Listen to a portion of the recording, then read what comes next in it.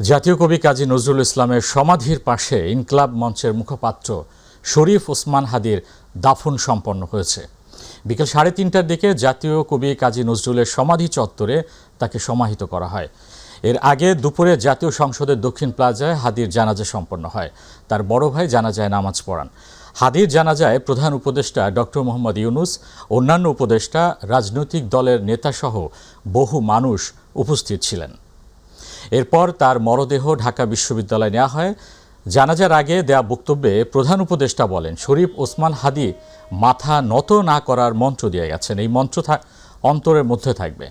এছাড়া ইনকলাব মঞ্চের সদস্য সচিব আবদুল্লাহ আল জাবের বলেন, এক সপ্তাহ পেরিয়ে গেলেও হাদির উপর হামলাকারীকে গ্রেফতার করা হয়নি। আগামী 24 ঘন্টার মধ্যে এ বিষয়ে গৃহীত পদক্ষেপ সম্পর্কে জনগণকে জানানোর দাবি করেন তিনি। আমরা দুনিয়ার সামনে মাথা উঁচু করে চলবো, কারো কাছে মাথা নত করব না। সেই মন্ত্র তুমি আমাদেরকে দিয়ে গেছো, আমরা সেটা পূরণ করে যাব।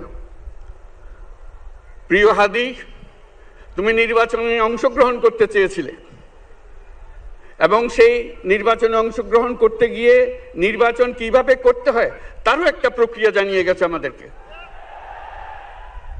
সেই প্রক্রিয়া যেন আমরা সবাই মিলে গ্রহণ করি, যে কিভাবে প্রচারণা কার্য চালাতে হয়, কিভাবে মানুষের কাছে যেতে হয়, কিভাবে মানুষকে কষ্ট না দিয়ে তার বক্তব্য প্রকাশ করতে হয়, কিভাবে বিনীতভাবে মানুষের কাছে আসতে হয়, সবকিছু তুমি শিক্ষা দিয়ে গেছো। আমরা এই শিক্ষা গ্রহণ করলাম, আমরা এই শিক্ষা চালু করতে চাই। আমরা সবাই আমাদের জীবনে আমাদের রাজনীতিকে এই পর্যায়ে নিয়ে আসতে চাই, যাতে হাদি আমাদের জীবনে স্পষ্টভাবে জাগ্রত থাকে। ইনকলাব মঞ্চের মুখপাত্র শরীফ ওসমান হাদির মৃত্যুতে ঢাকার সাভারে দোয়া মাহফিল অনুষ্ঠিত হয়েছে। দুপুরে এই দোয়া মাহফিলে প্রধান অতিথি হিসেবে উপস্থিত ছিলেন ঢাকা জেলা বিএনপির সাবেক যুগ্ম সাধারণ সম্পাদক লায়ন খোরশেদ আলম। এছাড়াও সাভারের বিভিন্ন মসজিদ ও মাদ্রাসার আলেমগণ এই দোয়া মাহফিলে অংশগ্রহণ করেন। দারুল উলুম ইসলামিয়া মাদ্রাসা এই দোয়া মাহফিলের আয়োজন করে। শেষে মাদ্রাসার শিক্ষার্থীদের কোরআন সবক প্রদান করা হয়।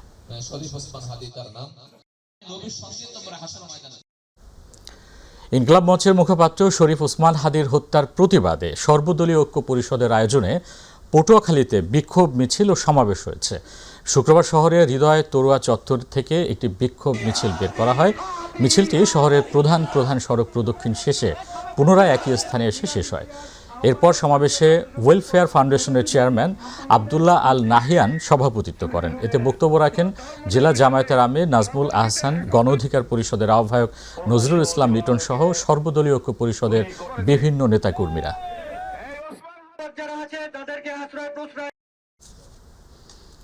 ইনকলাব মঞ্চের মুখপাত্র শরীফ ওসমান হাদি গুলি করে হত্যার প্রতিবাদ ও দেশব্যাপী আওয়ামী সন্ত্রাসীদের টার্গেট কিলিং এবং ভারতীয় আধিপত্যবাদের প্রতিবাদে নওগাঁয় কফিন মিছিল হয়েছে। শহরের নওজোয়ান মাঠ থেকে নওগাঁ ঐক্যবদ্ধ পরিষদ মঞ্চ আয়োজনে কফিন মিছিলটি বের করা হয়। মিছিলটি শহরের বিভিন্ন গুরুত্বপূর্ণ সড়ক প্রদক্ষিণ করে পুনরায় নওজোয়ান মাঠে এসে শেষ হয়।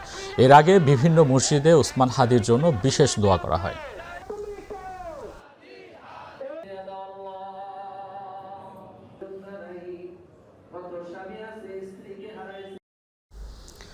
জামালপুরে ইনকলাব মঞ্চের মুখপাত্র শরীফ ওসমান হাদির গায়েবানা জানাজা অনুষ্ঠিত হয়েছে। দুপুরে শহরের ফৌজদারি মোড়ে ছাত্র জনতা এই গায়েবানা জানাজার আয়োজন করে।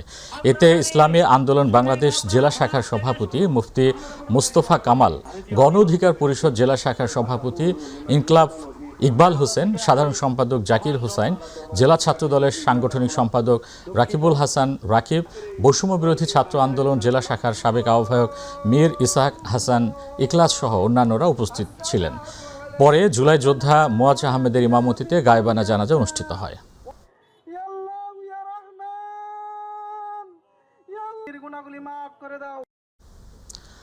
ময়মনসিংহের ভালুকায় ধর্মীয় কটূক্তির অভিযোগে পোশাক শ্রমিককে পিটিয়ে হত্যার ঘটনায় 10 জনকে গ্রেপ্তার করেছে আইনশৃঙ্খলা বাহিনী। দুপুরে র্যাব 14-এর অধিনায়ক নয়মুল হাসান সংবাদ সম্মেলনে জানান, ধর্ম নিয়ে কটূক্তি করেছে এমন বক্তব্যের কোনো প্রমাণ পায়নি তারা। তবে ঘটনার পেছনের কারণ ও হত্যায় জড়িতদের গ্রেফতারে কাজ করছে র্যাব। র্যাব জানায়, ঘটনার পর থেকেই হত্যাকাণ্ডে জড়িতরা আত্মগোপনে ছিল। গোয়েন্দা তথ্যের ভিত্তিতে র্যাবের একাধিক টিম বিভিন্ন স্থানে অভিযান চালিয়ে 7 জনকে গ্রেফতার করে। এদিকে জেলা গোয়েন্দা ও ভালুকা থানা পুলিশ আজমল হাসান শাহিন মিয়া ও নাজমুল নামে আরও ৩ জনকে গ্রেপ্তার করেছে। ঘটনার পরদিন অজ্ঞাত ১৫০ জনকে আসামি করে মামলা করে নিহতের পরিবার। সৃষ্টির মাধ্যমে দেশীয় অস্ত্র দিয়ে আঘাত সহ কিল ঘুষি দিয়ে পিটিয়ে তাকে হত্যা করে। পরবর্তীতে ভিকটিমের লাশ জমির দিয়া স্কয়ার মাস্টারবাড়ি বাস স্ট্যান্ড ঢাকা ময়মনসিংহ মহাসড়কের মাঝখানের আইল্যান্ডের গাছের সাথে ঝুলিয়ে আগুন ধরিয়ে দেয়। কুষ্টিয়া জেলা নির্বাচন অফিসের স্টোর রুমে আগুন দিয়েছে দুর্বৃত্তরা। এতে ভবনের নিচতলার স্টোর রুমে সংরক্ষিত গুরুত্বপূর্ণ কিছু নথিপত্র পুড়ে গেছে।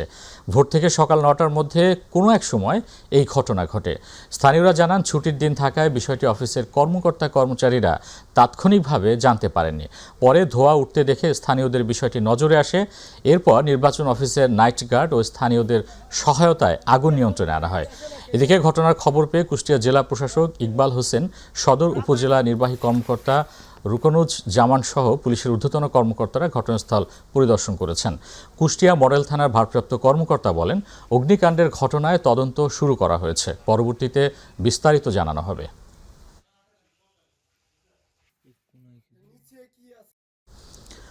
দেশজুড়ে চলমান অপারেশন ডেভিল হান্ট ফেজ 2 এর বিশেষ অভিযানে রংপুরের পীরগাছা উপজেলার পারুল ইউনিয়নে পুলিশ একাধিক নেতাকর্মীকে গ্রেফতার করেছে। পীরগাছা থানার officer in charge AKM Khandakar Muhibul Islam জানান, আওয়ামী লীগ সরকারের পতনের পর থেকে তারা আত্মগোপনে ছিলেন। গোপন সংবাদের ভিত্তিতে অভিযান চালিয়ে তাদের গ্রেফতার করা হয়। জিজ্ঞাসাবাদ শেষে গ্রেপ্তারকৃতদের আদালতে পাঠানো হবে। তিনি আরও বলেন, আইনশৃঙ্খলা পরিস্থিতি স্বাভাবিক রাখতে এবং সন্ত্রাসীদের আইনের আওতায় আনতে এই ধরনের অভিযান অব্যাহত থাকবে।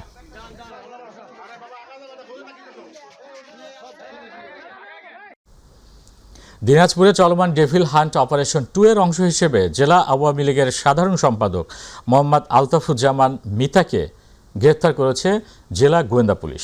একাধিক মামলার আসামি হিসেবে দীর্ঘদিন আত্মগোপনে ছিলেন তিনি। ডেভিল হান্ট অপারেশন 2 এর আওতায় দিনাজপুরে বিশেষ অভিযান চালিয়ে জেলা আওয়ামী লীগের সাধারণ সম্পাদক মোহাম্মদ আলতাফুজ্জামান মিতাকে গ্রেপ্তার করেছে জেলা গোয়েন্দা শাখা ডিবি পুলিশ। পুলিশ জানায়, দিনাজপুর জেলার অতিরিক্ত পুলিশ সুপার মোহাম্মদ আনোয়ার হোসেনের নেতৃত্বে ডিবির একটি চৌকস দল গোপন সংবাদের ভিত্তিতে অভিযান চালায়। শুক্রবার দিনাজপুরের বিরামপুর উপজেলার পূর্ব জগন্নাথপুর এলাকায় অভিযান চালিয়ে তাকে গ্রেফতার করা হয়। আলতাফুজ্জামান মিতা তিনি পলাতক অবস্থায় ছিলেন। তিনি আমাদের 41 নম্বর মামলা, এটা 21/1/2025 খ্রিস্টাব্দে রুজু হয়েছে। সেই মামলার এফআইআর নেম 21। আমরা তাকে গ্রেফতার করা হয়েছে ডিবির সহযোগিতায়। চট্টগ্রাম নগরীর হালিশহর থানা থেকে লুট হওয়া একটি সরকারি অস্ত্র উদ্ধার করেছে চট্টগ্রাম মেট্রোপলিটন পুলিশের গোয়েন্দা বিভাগ ডিবি পশ্চিম। এ ঘটনায় সুমন হোসেন নামে একজনকে গ্রেফতার করা হয়েছে। ডিবি পশ্চিমের উপকমিশনার মোহাম্মদ মাহবুব আলম খান জানান, গোপন সংবাদের ভিত্তিতে ঢাকার শেরেবাংলা নগর এলাকায় অভিযান চালিয়ে সুমনকে আটক করা হয়। জিজ্ঞাসাবাদে তার দেওয়া তথ্যে লক্ষ্মীপুরের বাড়ি থেকে মাটির নিচে পুঁতে রাখা একটি 9mm বিদেশি পিস্তল ও একটি খালি ম্যাগজিন উদ্ধার করা হয়। এ ঘটনায় লক্ষ্মীপুর সদর থানায় অস্ত্র আইনে মামলা করা হয়েছে।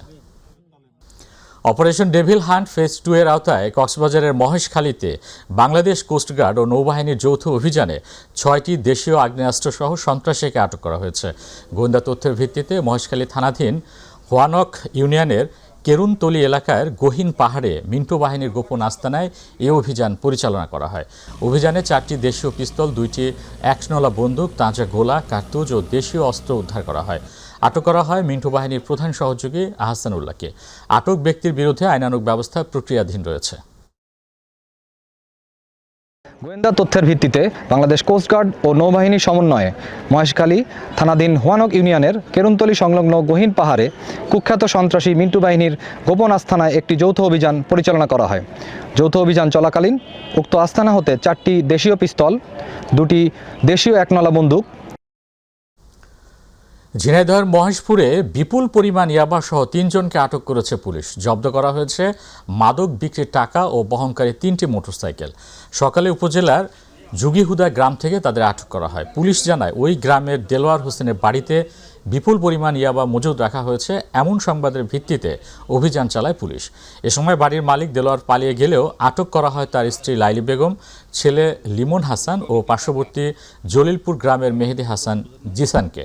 উদ্ধার করা হয় 1200 পিস ইয়াবা।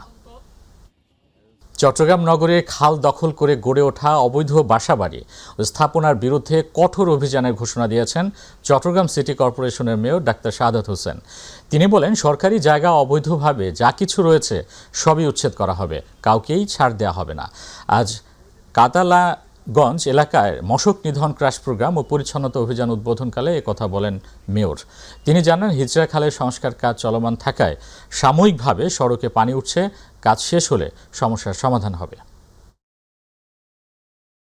যারা বিল্ডিং ওনার আছে তাদেরকে বৃহত্তর স্বার্থে এটা স্যাক্রিফাইস করতে হবে এবং আমরা এলাকাবাসী, চট্টগ্রামবাসী যারা আছি এবং এই এলাকার জনগণ যারা আছি, আমাদের হয়তোবা এই 2 মাস কষ্ট হবে, ফেব্রুয়ারি মার্চ পর্যন্ত ম্যাক্সিমাম, কিন্তু এই ফেব্রুয়ারি মার্চ যদি আমরা কষ্ট করতে পারি তাহলে আজীবনের জন্য আমরা জলাবদ্ধতার হাত থেকে মুক্তি পাবো এই এলাকাবাসী। সাতক্ষীরা শ্যামনগর উপজেলার ব্যবসায়ীকে কুপিয়ে হত্যা করেছে প্রতিপক্ষ। সকাল 10টার দিকে উপজেলার বুড়ি গোয়ালিনী ইউনিয়নের জাবাখালী এলাকায় এই মর্মান্তিক ঘটনাটি ঘটে। শ্যামনগর থানার অফিসার ইনচার্জ খালেদুর রহমান জানান, পুলিশ ঘটনাস্থল পরিদর্শন করেছে এবং এ ঘটনায় 4 জনকে আটক করা হয়েছে এবং ঘটনায় জড়িত অন্যান্যদের গ্রেপ্তারের চেষ্টা চলছে। নিহতের মরদেহ ময়নাতদন্তের জন্য সাতক্ষীরা সদর হাসপাতালে পাঠানো হয়েছে। পরকীয়ার জেরে নারায়ণগঞ্জের 2,500 মাথাবিহীন আব্রাহাম হত্যায় জড়িত আসামি রুহুল আমিনকে গ্রেপ্তার করেছে police bureau of investigation PBI. নিহত আব্রাহাম রাজবাড়ী জেলার পাংশা এলাকার ওয়াজেদ আলী খানের ছেলে ও পেশায় একজন রংমিস্ত্রি। হত্যার 2 দিন পর পাশে ডোবা থেকে ব্যাগ ভর্তি মাথা এবং হত্যায় ব্যবহৃত দা উদ্ধার করা হয়। দুপুরে ফতুল্লাহ পিবিআই কার্যালয়ে এক সংবাদ সম্মেলনে তথ্য জানান পুলিশ সুপার মোহাম্মদ মুস্তফা কামাল রাশেদ। নিহতের বাবা বাদী হয়ে 2,500 থানায় একটি হত্যা মামলা দায়ের করেন। তথ্য প্রযুক্তির মাধ্যমে হত্যায় জড়িত রুহুল আমিন রাজধানীর মধ্য বাড্ডা থেকে গ্রেফতার করলে হত্যায় জড়িত থাকার কথা স্বীকার করে। জড়িত অন্যান্য আসামিদের গ্রেফতারের জন্য অভিযান চলছে বলে জানান শাহাবুদ্দিন। নওগাঁ বগুড়া বাইপাস সড়কের 2 পাশে সারি সারি তালগাছ একসময় ছিল পরিবেশের ভারসাম্য ও প্রাকৃতিক সৌন্দর্যের প্রতীক। তবে সম্প্রতি এই গাছগুলোর মাথা কেটে ফেলায় ঘটনা এলাকা জুড়ে সৃষ্টি হয়েছে ব্যাপক ক্ষোভ। যদিও সংশ্লিষ্ট কর্তৃপক্ষ বলছে, বিদ্যুৎ লাইনের নিরাপত্তা নিশ্চিত করতে ঝুঁকিপূর্ণ গাছের ডাল ও মাথা কাটা হয়েছে। প্রতিনিধি আবু বকর সিদ্দিকের তথ্যচিত্রে আরও জানাচ্ছেন শামস তাবরিজ উচ্ছ্বাস। নওগাঁ বাইপাস সড়ক। এই সড়কের 2 পাশে দীর্ঘ 2 কিলোমিটারে থাকা কয়েক হাজার তালগাছের মধ্যে প্রায় 5 শতাধিক তালগাছের মাথা কেটে দিয়েছে Nadda electricity supply company NESCO. বিদ্যুতের তার তালগাছের উপর দিয়ে যাওয়ায় ঝুঁকি এড়াতে এই পদক্ষেপ নেওয়া হয়েছে বলে জানায় কর্তৃপক্ষ। স্থানীয়দের অভিযোগ, তালগাছগুলো না কেটেও বিদ্যুতের পোল স্থাপন করা যেত, এতে গাছও বাঁচত, পরিবেশও রক্ষা পেত। প্রায় 1.5 কিলোমিটার তালগাছ নেসকো অন্যায়ভাবে মাথা পর্যন্ত মুজি পর্যন্ত কেটে দেওয়ার কারণে প্রায় 700 থেকে 800 গাছ মারা গেছে। গাছ কাটা উচিত না, তারটা আপনার উঁচাকে দিলে কিন্তু গাছগুলা নিরাপত্তা বেঁচে যায়, আর না হলে খুঁটিগুলো আপনাদের শৈলীতে লাশ সীমনা বন্ধ নিতে হবে, নিলে এগুলা জিনিসগুলো বাঁচা থাকবে। গাছের মাথা কেটে দেয়ায় গাছগুলো ধীরে ধীরে মারা যাচ্ছে। এতে একদিকে যেমন পরিবেশের মারাত্মক ক্ষতি হবে, অন্যদিকে নষ্ট হবে জীববৈচিত্র্য। এতে ক্ষোভ প্রকাশ করেছেন স্থানীয়রা। পরিবেশ নষ্ট হয়, আরও বিভিন্ন রকমের সমস্যা। আমরা রাস্তাতে চলাফেরা করি, একটু ছায়ার জন্যও আমাদের সুবিধা। তাল গাছগুলান না কাটে যদি পোলগুলান একটু সরাই দিত, দেখতে খুব সুন্দর লাগতো, পরিবেশ বজায় ঠিক থাকতো। এ বিষয়ে নেসকো বিভাগের সঙ্গে যোগাযোগ করা হলে তারা জানায়, এটি একটি নিয়মিত প্রক্রিয়া। বিদ্যুতের লাইনে নিরাপত্তা নিশ্চিত করতে ঝুঁকিপূর্ণ গাছের ডাল ও মাথা কাটা হয়েছে। নওগাঁ সড়ক বিভাগ জানায়, তাদের কাছ থেকে কোনো অনুমতি না নিয়ে এইসব গাছের মাথা কাটা হয়েছে। এ ঘটনায় দ্রুত পরিবেশ বান্ধব সমাধানের দাবি জানিয়েছেন এলাকাবাসী। শামস তাবরিজ উচ্ছ্বাস, মাই টিভি নিউজ ডেস্ক। বরগুনার বেতাগীতে সংঘর্ষে নারী পুরুষ সহ উভয় পক্ষের 6 জন গুরুতর আহত হয়েছেন। বেতাগী পৌরসভার 2 নম্বর ওয়ার্ডে দেশীয় অস্ত্র নিয়ে এ হামলার ঘটনা ঘটে। এতে নারী ও এক কলেজ পড়ুয়া ছাত্রী সহ একই পরিবারের 4 জন গুরুতর আহত হন। অপর পক্ষেরও 2 জন আহত হয়েছেন। আহতদের উদ্ধার করে বেতাগী উপজেলা স্বাস্থ্য কমপ্লেক্সে ভর্তি করা হয়েছে। এ ঘটনায় ন্যায় বিচার দাবি করেছেন উভয় পক্ষ। বেতাগী থানার অফিসার ইনচার্জ মোহাম্মদ জুয়েল ইসলাম জানান, ঘটনার সঙ্গে জড়িতদের গ্রেপ্তারে পুলিশ অভিযান চলছে। 2টার পরে আমি টিউশনি করার জন্য বের হই। রাস্তায় বের হওয়ার সময় তখন অসীম দেওনাথ আসে আর কি হামলা করে। আমি করে আমার এক বাড়িতে থাকি, আমি সেটা ছাড়াইতে যাই বলে তুমি এখানে আসছো কেন, তোমাকে ঘুষ করে দেওয়া হইবে। তারা মিথ্যা অভিযোগ দেয়া বিশেষ উদ্দেশ্য হাসিল করার জন্য এই আপনার আমাদের সাথে করতেছে দুরভিসন্ধি। ফরিদপুরে ভাঙ্গায় তুচ্ছ ঘটনার জেরে ছোট ভাই স্ত্রীর বটির কোপে বড় ভাই নিহত হয়েছেন। পজেলার আলগি ইউনিয়নের গুনপালদি গ্রামে এই ঘটনা ঘটে। এ ব্যাপারে ভাঙ্গা থানার পুলিশের এসআই মোহাম্মদ হোসেন ঘটনার সত্যতা নিশ্চিত করে বলেন, পারিবারিক ঝগড়ার জেরে এই হত্যাকাণ্ডের ঘটনা ঘটেছে। মরদেহটি উদ্ধার করে আইনগত ব্যবস্থায় প্রক্রিয়াধীন রয়েছে।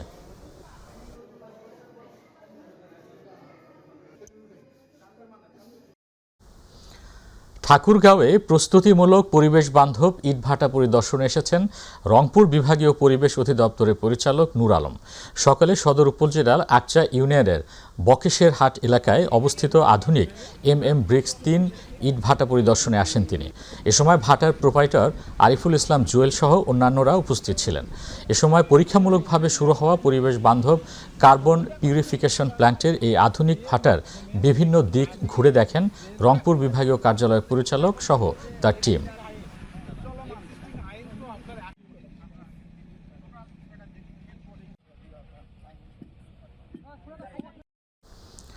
ঝিনাইদহে সরকারি পরিত্যক্ত স্থানে পরিবেশ বান্ধব ফলের বাগান ও সৌন্দর্য বর্ধন প্রকল্পের উদ্বোধন করা হয়েছে। সকালে ঝিনাইদহ সার্কিট হাউস সংলগ্ন পরিত্যক্ত স্থানে এই ফলের বাগানে গাছ রোপণ করে উদ্বোধন করেন খুলনা বিভাগীয় কমিশনার মুক্তার আহমেদ। এ সময় জেলা প্রশাসক আবদুল্লাহ আল মাসুদ, পুলিশ সুপার মাহফুজুল আফজাল, স্থানীয় সরকার বিভাগের উপপরিচালক রথীন্দ্রনাথ রায়সহ অন্যান্যরা উপস্থিত ছিলেন। উদ্বোধন শেষে খুলনা বিভাগের নির্বাচন নিয়ে বিভাগীয় কমিশনার বলেন, প্রতিটি জেলায় জনগণের সহযোগিতায় দেশের সবচেয়ে সুষ্ঠু ও শান্তিপূর্ণ নির্বাচন নিশ্চিত করা সম্ভব হবে এ বিভাগে। জামালপুরে কৃষকের ভাগ্যোন্নয়নে বিএনপির পরিকল্পনা, কৃষকের জন্য নিরাপদ ও নির্ভরযোগ্য দেশ গড়ার পরিকল্পনা শীর্ষক কৃষক সমাবেশ অনুষ্ঠিত হয়েছে। শহরের জেলা মুক্তিযোদ্ধা কমপ্লেক্স প্রাঙ্গণে এই কৃষক সমাবেশের আয়োজন করা হয়।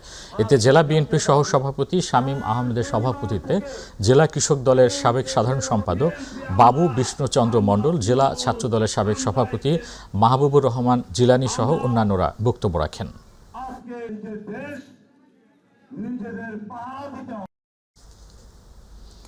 কৃষক ও পরিবেশ ফাউন্ডেশন চট্টগ্রামের উদ্যোগে মাসব্যাপী বৃক্ষরোপণ কর্মসূচির অংশ হিসেবে নগরীর বিভিন্ন শিক্ষা প্রতিষ্ঠানে চারা বিতরণ করা হয়েছে। এছাড়াও চট্টগ্রামের বিভিন্ন কৃষি এলাকায় কৃষকদের মাঝে চারা গাছ, বালতি, কীটনাশক, স্প্রে ও প্রয়োজনীয় কৃষি উপকরণ তুলে দেওয়া হয়। অনুষ্ঠানে উপস্থিত ছিলেন কাজী মোহাম্মদ আলাউদ্দিন, সাধারণ সম্পাদক জাহিদুল আলম সহ বিভিন্ন শিক্ষা প্রতিষ্ঠানের অধ্যক্ষ, শিক্ষক ও সমাজকর্মীরা। নড়াইলে লোহাগড়া সরকারি পাইলট উচ্চ বিদ্যালয়ে 5 দিনব্যাপী স্কাউটস সমাবেশ সমাপনী উপলক্ষে আলোচনা সভা অনুষ্ঠিত হয়েছে। জেলা স্কাউটসের সম্পাদক SM হায়াতুজ্জামান হায়াতের সভাপতিত্বে সভায় প্রধান অতিথি ছিলেন জেলা প্রশাসক ও জেলা স্কাউটসের সভাপতি ডক্টর আব্দুল সালাম। এ সময় লোহাগড়া সরকারি কলেজের অধ্যক্ষ রেহবার দারাজ সাগর, অতিরিক্ত police super Kamruzzaman, scouts leader Abdul Hannan, my টিভির নড়াইল জেলা প্রতিনিধি মোহাম্মদ খায়রুল ইসলাম উপস্থিত ছিলেন।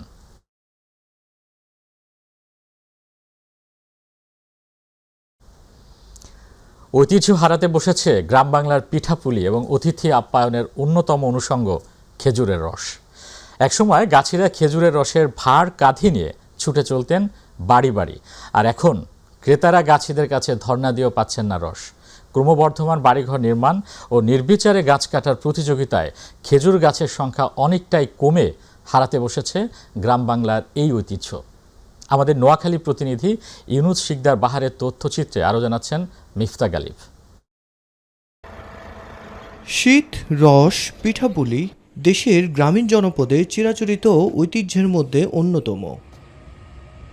শীতের আগমনে প্রতিটি ঘরে ঘরেই বাহারি রকমের পিঠাপুলির ভিন্ন আয়োজন। খেজুর রসে বানানো এসব পিঠাপুলির ঐতিহ্য প্রতিটি ঘরে ঘরে অতিথি আপ্যায়নের অন্যতম মাধ্যম ছিল। সেই ঐতিহ্যের স্বাদ পেতে শীত এলেই পরিবার পরিজন নিয়ে ছুটে যায় চিরচেনা সেই গ্রাম বাংলায়। এখানে অনেক গাছ ছিল, এখন গাছ নাই। আগে গাছ ছিল শত শত, এখন কিন্তু গাছ আছে অল্প কয়টা। ঐতিহ্য হারাতে বসেছে গ্রাম বাংলার পিঠাপুলির এবং অতিথি আপ্যায়নের অন্যতম খেজুরের রস। একসময় গাছিরা খেজুরের রসের ভাট কাঁধে নিয়ে ছুটতেন বাড়ি বাড়ি, আর এখনকার দৃশ্য ঠিক তার উল্টো। এই যে কালের পরিক্রমায় আস্তে আস্তে অনেকে খেজুর গাছগুলা কেটে ফেলছে। বহু দূর থেকে অনেক লোক আসতো খেজুর গাছের লাই রস নিত। ক্রমবর্ধমান বসতবাড়ি নির্মাণ এবং নির্বিচারে গাছ কাটার ফলে খেজুর গাছের সংখ্যা দিন দিন কমতে শুরু করেছে, ফলে হারিয়ে যেতে বসেছে গ্রাম বাংলার ঐতিহ্যবাহী খেজুরের রস। নোয়াখালী অনেক খেজুর গাছ ছিল, কিন্তু এখন ধীরে ধীরে কমে যাইতেছে। এখন আবহাওয়ার কারণে খেজুর গাছ কম কাটা হচ্ছে। চাষিদের গাছ রোপণের পাশাপাশি রস সংগ্রহে যাবতীয় প্রশিক্ষণের কথা জানান স্থানীয় কৃষি কর্মকর্তা। এই খেজুরের রস সংগ্রহের জন্য আমাদের চাষিদের একটু প্রশিক্ষণ দরকার, কারণ তাদের রস সংগ্রহের যে পদ্ধতি তারা অনেক সময় ভুল করে। এছাড়া বিভিন্ন রাস্তাঘাট বা ঘরবাড়ি তৈরি করার কারণে অনেকে গাছ কেটে ফেলা, যাতে রস আরও বেশি বাড়তে পারতে পারে এবং খেজুর গাছ যাতে লাগায়, এ ব্যাপারে আমরা কৃষকদের সচেতনতা বৃদ্ধি করব। কালের আবর্তনে হারিয়ে যেতে শুরু করা গ্রাম বাংলার ঐতিহ্যবাহী সুস্বাদু খেজুরের রস ও গুড় পুনরুদ্ধারে সংশ্লিষ্ট কর্তৃপক্ষের যথাযথ পদক্ষেপের বিকল্প নেই বলে মনে করেন স্থানীয়রা। মিফতাক আলী, মাই টিভি, ঢাকা।